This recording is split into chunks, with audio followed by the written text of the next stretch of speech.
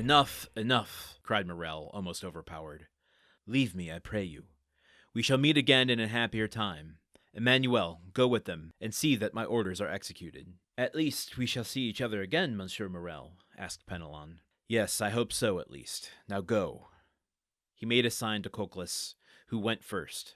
The seaman followed him, and Emmanuel brought up the rear. Now, said the owner to his wife and daughter, leave me. I wish to speak with this gentleman. He glanced toward the clerk of Thomson and French, who had remained motionless in the corner during the scene, in which he had taken no part except for the few words we have mentioned. The two women looked at this person whose presence they had entirely forgotten, and retired. But, as she left the apartment, Julie gave the stranger a supplicating glance, to which he replied by a smile that an indifferent spectator would have been surprised to see on his stern features. The two men were left alone. Well, sir, said Morrel, sinking into a chair, you have heard all, and I have nothing further to tell you. I see, returned the Englishman, that a fresh and unmerited misfortune has overwhelmed you, and this only increases my desire to serve you. Oh, sir, cried Morrel. Let me see, continued the stranger. I am one of your largest creditors. Your bills, at least, are the first that will fall due. Do you wish for time to pay? A delay would save my honor, and consequently my life. How long a delay do you wish for? Morrel reflected. 2 months, said he. I'll give you 3, replied the stranger. But, asked Morrel, will the house of Thomson and French consent? Oh, I take everything on myself. Today is the 5th of June. Okay, I feel like we ended today's passage in the middle of a thought. So how is this going to conclude tomorrow? We'll find out. But what is transpiring here? A couple things I want to pull out, I think, actually. First, the obvious, what's actually happening here. Dante, as the Englishman, is giving Morrel an out. He's saying, I can give you longer to pay your bills. Not saying he's going to pay them for him or waive the credit that's owed. Giving him time to pay his bills. That kind of falls a little bit what we were talking about the other day, earlier in this chapter, about how is Dante going to approach this? Is he going to reveal himself? He hasn't yet. Is he going to give Morrel money the way that he did Caderousse? It doesn't appear so. He's giving him more time and being generous about it. As Morrel says, he needs 2 months. He says, I'll give you 3. And Morrel saying that not only would having the time to pay off his debt save his honor, but also his life.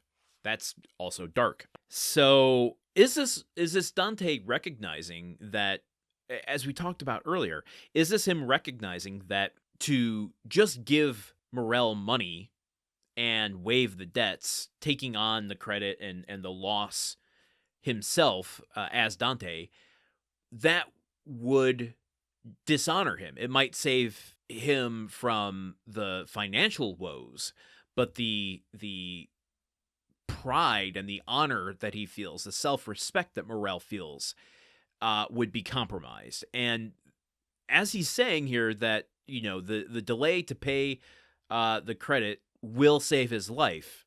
And I'm wondering if Dante were to just reveal himself, or not even, and just give Morrel the money, whether or not that would be an indignity that would still maybe not save his life. So embarrassed or feel disgrace that he couldn't do it himself, that it would still cause him the same amount of anguish in which to contribute to his, personal downfall. Maybe.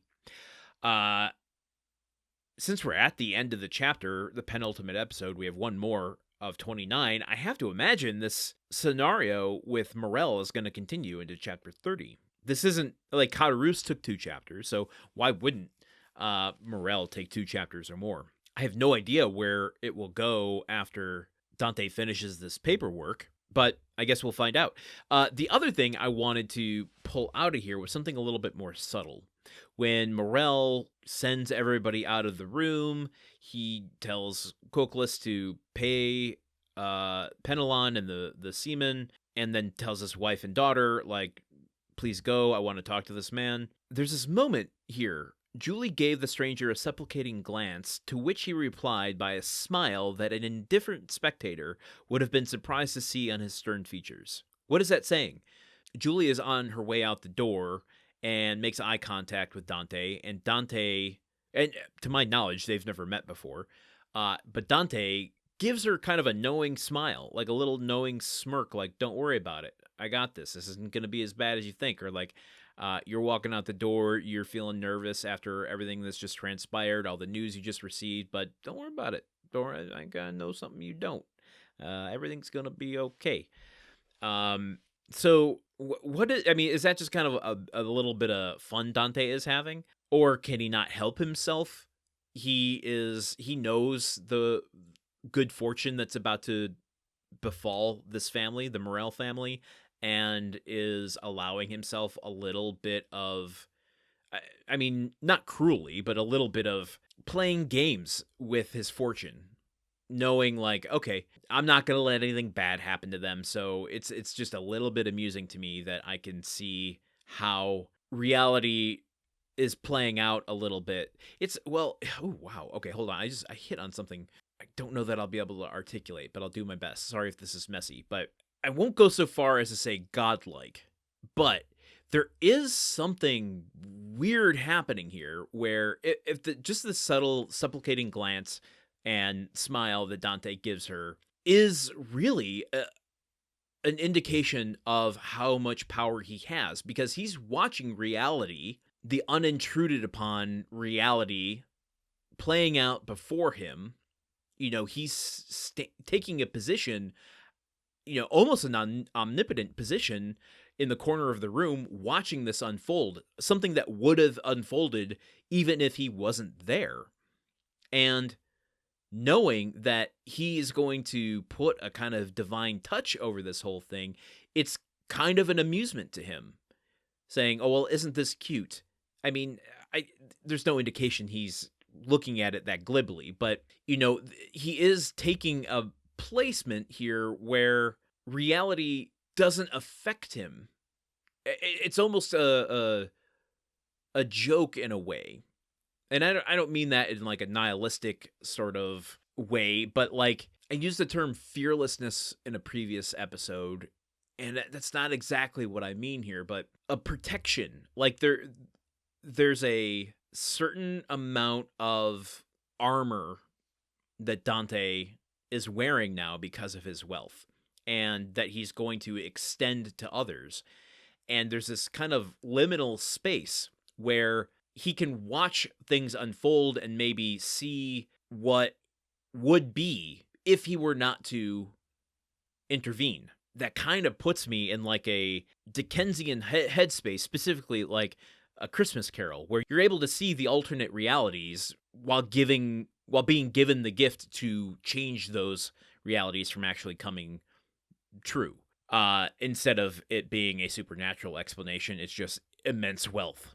And boy, oh boy, I bet that is true in real life. Anyway, sorry for that messy tangent. It just kind of like put me in a mindset of where Dante kind of is here, and how the wealth might be changing his perspective on literal reality. Anyway, it is the penultimate episode, so of course I have to mention the Patreon. I have to do my duty, pay the bills here.